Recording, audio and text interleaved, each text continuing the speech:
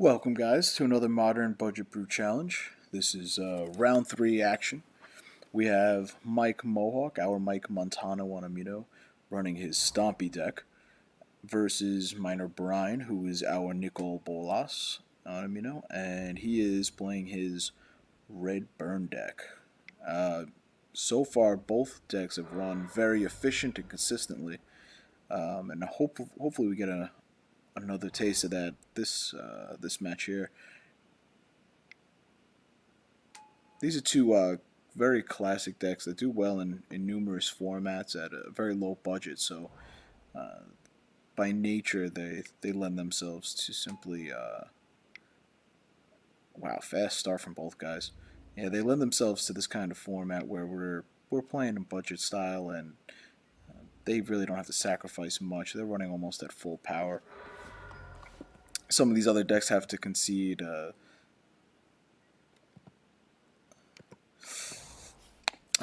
lot of power to drop down in budget. You know, even 1 or 2 cards can make a big difference. But for these decks, they're pretty much running probably 75% of optimal.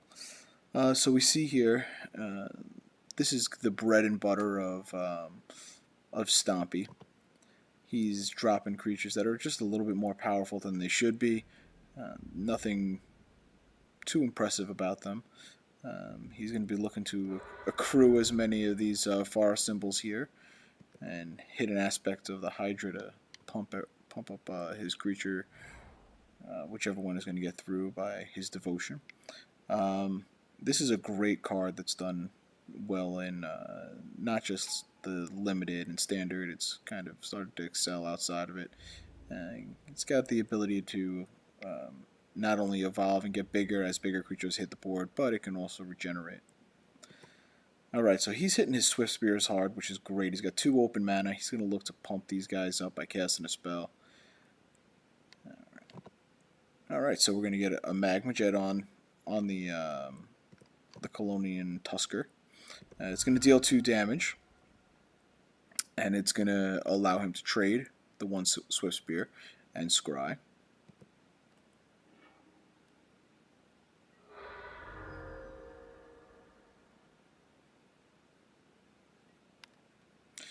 Now, we do have to note here, I mean, it does look like Bolas is able to leverage his lead in life points, but he is down to 1 card, whereas Mike is going to start dropping some big creatures here. Oh, wow. So he was able to evolve both of his Experiment 1s that he's dropped on the board. This Avatar of the Resolute is an absolute monster. Yeah. 2 mana for Reach, Trample, 3/2, and it comes in with a +1/+1 counter on it for each other creature with a +1/+1 that's already on the board. It's pretty intense.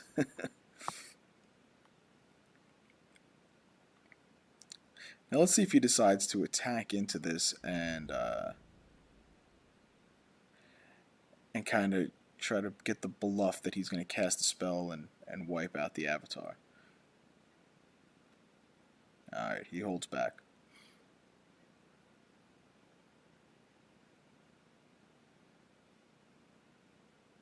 He probably wants to look for a profitable trade here. I think we're going to start to see Stompy turn the corner a little bit on him.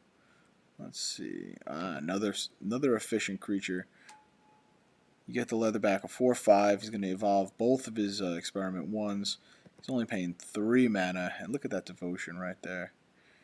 1, 2, 3, 4. So his devotion right now is up to 6. He hits a Hydra. He's going to be actually, his devotion's up to 7. He's got the 2 Experiment 1s out. Sorry about that. Yeah, so he's going to be he's going to be dropping some power on this board. Now let's see if we get the block and cast. Yeah, there we go. Right. Only a Skullcrack. I was hoping to see a Lightning Bolt take out the 1 Experiment 1, pump up the Swift Spear, and take out the Avatar. But he's pretty far behind. He's not going to be able to handle the toughness of these 2 outside creatures.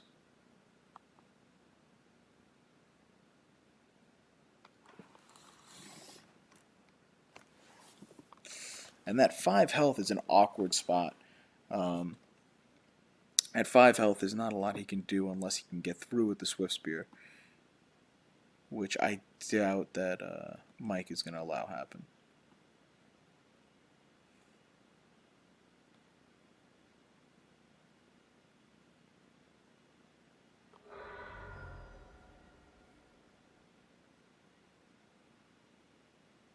Alright, let's see what we got here.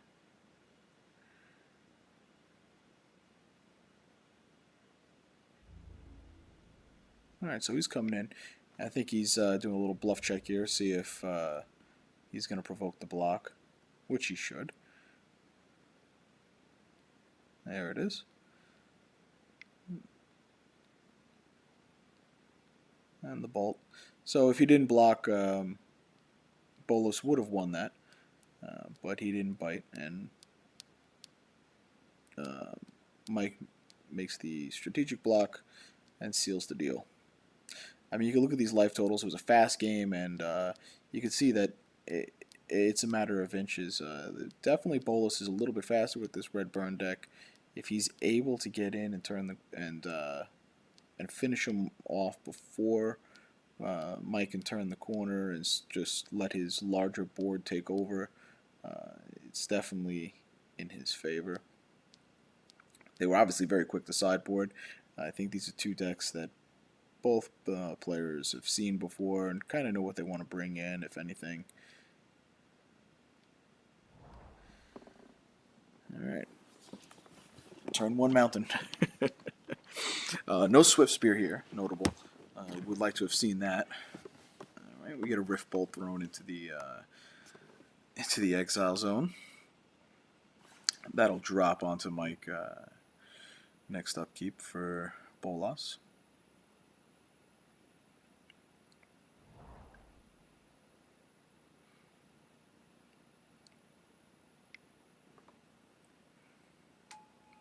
Turn 1, experiment 1. Let's see if he just takes care of this now, or if he's going to go right to the dome with the Rift Bolt.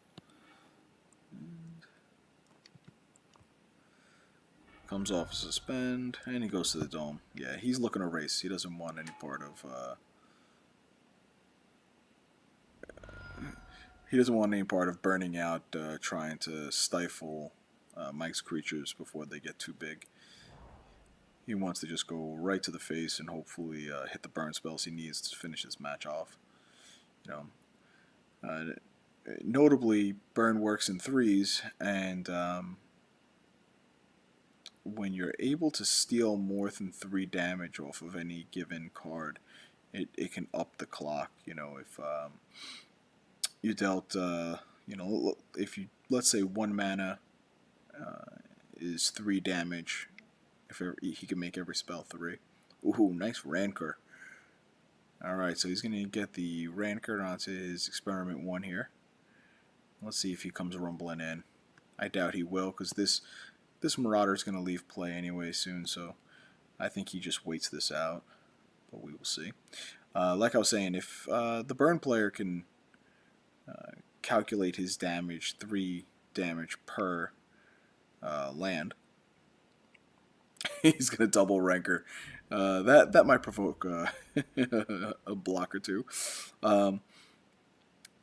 The burn player calculating that way can say, all right, if I drop 1 land turn 1, that's 3. If I drop 2 lands turn 2, that's another 6. So I've dealt 9 damage. And then on turn 3, I could deal another 9. And now you're at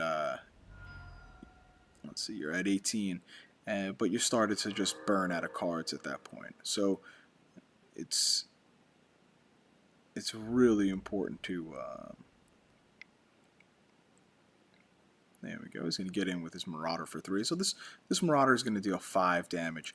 And that 5 damage is key, because like I just said, the math on burn is such that you're going to deal 3 damage every time, and it's going to allow you to hit 18 a little bit more readily than 20. So he's able to make up a card that he just wasted on taking care of that creature by by getting in for 5 damage with these Marauders. Got in the damage on entry, the damage on leave, and then the damage on the attack. It's a subtle point, but it really adds up. He's going to get in with a Swift Spear here. Hopefully he's got another bolt. If he has a bolt, it goes a long way. Let's see. There we go. So he's getting the bolt in. He's going to get the... There it is. See, he gets a little extra damage off of the bolt. Sometimes you want to hold, if you had 2 bolts, sometimes you hold it because he could throw a blocker up next turn. Let's see if he comes in here. Alright, he doesn't. Yeah, he wants to block. This is a wonderful creature. Haste, Undying, means that he can come in, attack as a 2-1. Once it dies, it comes back as a 3-2 when it's attacking that turn. Ooh, Searing Blood.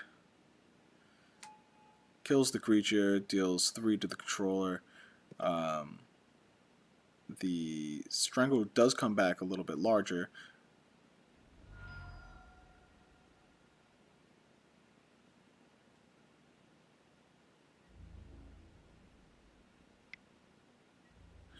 Alright, let's see if we get the trades here. You know, Mike does have the card advantage. I think he kind of has to trade because otherwise he's just dead to bolt.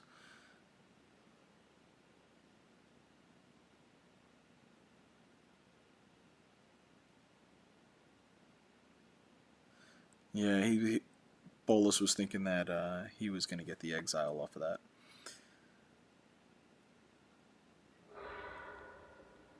Alright, so he gets his trades, and Mike is now going to drop a creature. Hopefully. He's sitting on 2 mana on turn 5. Both players are. They are mana light. Wow, so no play from Mike. This is big for Bolas. Bolas can finish this here if he's got 2 bolts. Let's see. Oof. Oh, that's probably gonna do it. Beautiful. Okay, so he's gonna get the one coming in. He's also gonna get the 1 going out. And barring something ungodly, yeah, he's got the Avatar. Here we go.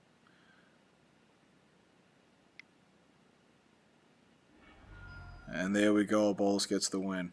Yeah, once you're in that burn range, it's pretty much GG.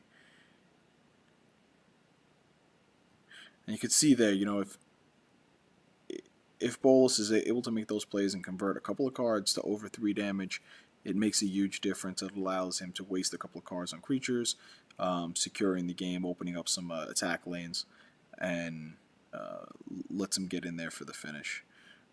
He doesn't really want to be chasing, you know, a top deck bolt in order to finish off Mike. But if he can get it down to 3 or 6 life, he might get there.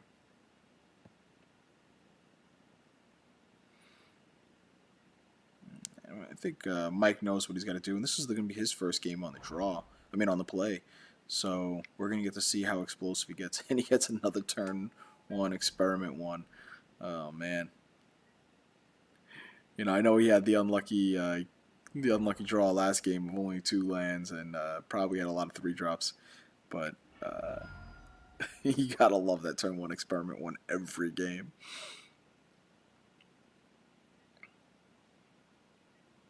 Now, if he dropped a land and double rankered, that would be an interesting play here. Alright, so we get the Tuskar, so he's getting a little bit overpower love here. And he's going to pump up his experiment 1 via Evolve.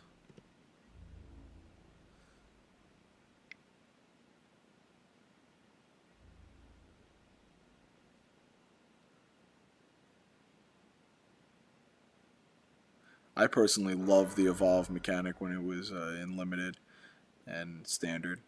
I thought it was elegant. It really fit the Simic mold. Not the easiest thing to pull off, but when it worked, it was just beautiful. All right, my favorite burn creature, the Keldar Marauders, come in, Give him a little guaranteed damage. Hopefully a blocker. Let's see if Mike could evolve this experiment one more time.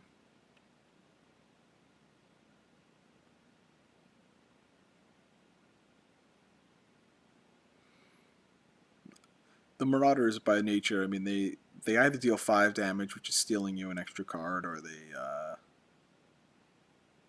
ooh, nice, give them trample, or they act as removal. So if Mike wants to rumble in here, which wouldn't be uncalled for,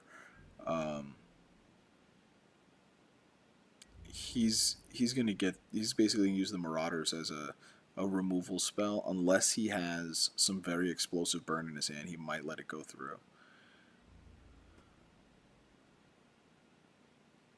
Okay, so he's basically going to use the Marauders as a removal spell that dealt 2 damage to the face as well.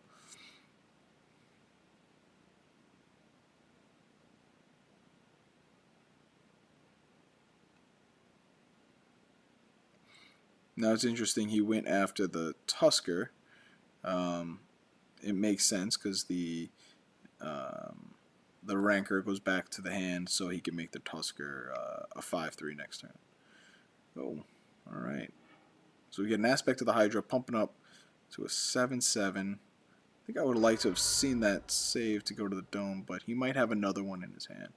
And you can see Mike has already pretty much emptied his hand at this point. This is the first game we're seeing that out of him, but you do see the power level.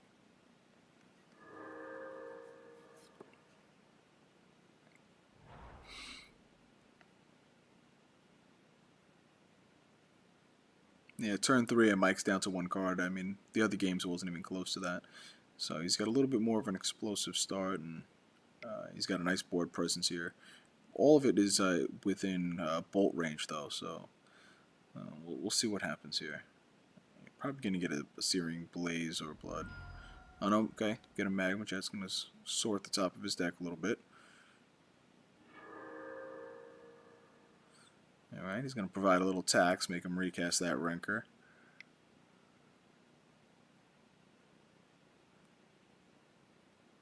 Let's see if we get a bolt taking care of the Tusker. There it is. Alright. Clean board for the burn player. Not necessarily where he wants to be, cards versus life, but that's okay. Just spent 2 spells going to the creatures, and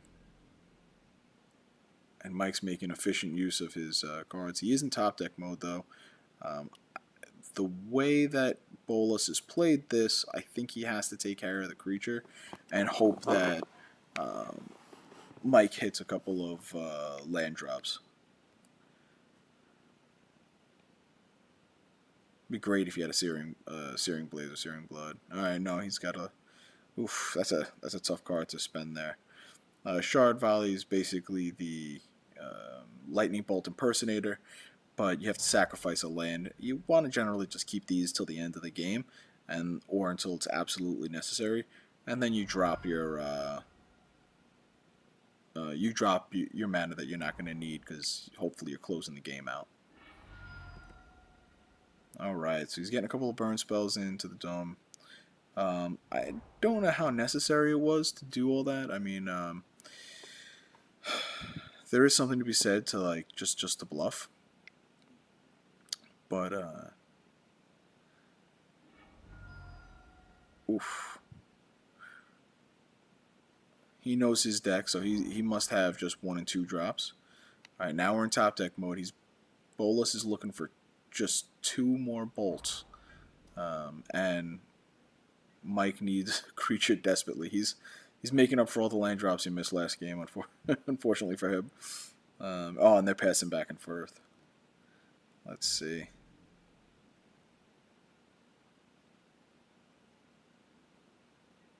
Yeah, Mike says he passed.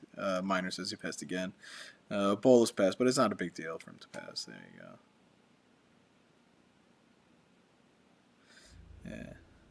Would have been a big deal if Mike dropped a creature.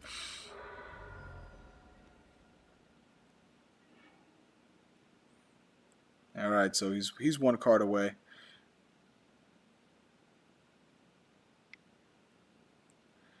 And he drops an Experiment 1.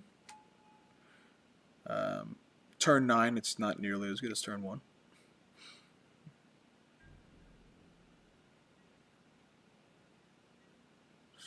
Yeah, this is a tough spot. You never want to be in this kind of position against Burn. Got to feel for Stompy here.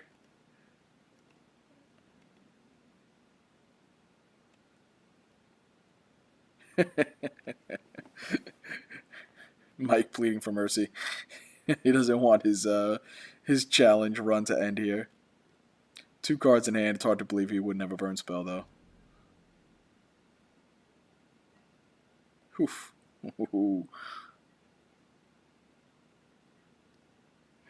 Mike dodges a bullet there.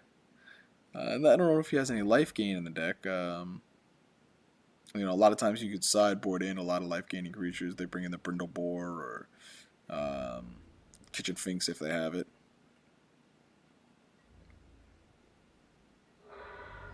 Alright, he gets in for 3.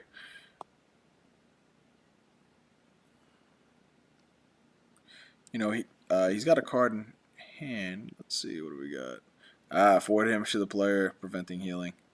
Yeah, great sideboard card. Yeah, that's a great card. Just stifle any life gain, and 4 damage to the face is always valuable. Like I said, it helps close that 2-point gap you generally miss. So, all right, well that's going to be it. Burn's going to take it on games 2 and 3 after dropping the first. I hope you guys enjoyed this. It was fast for sure. All right, so looks like Burn's moving on to the semifinals. We'll see you guys there.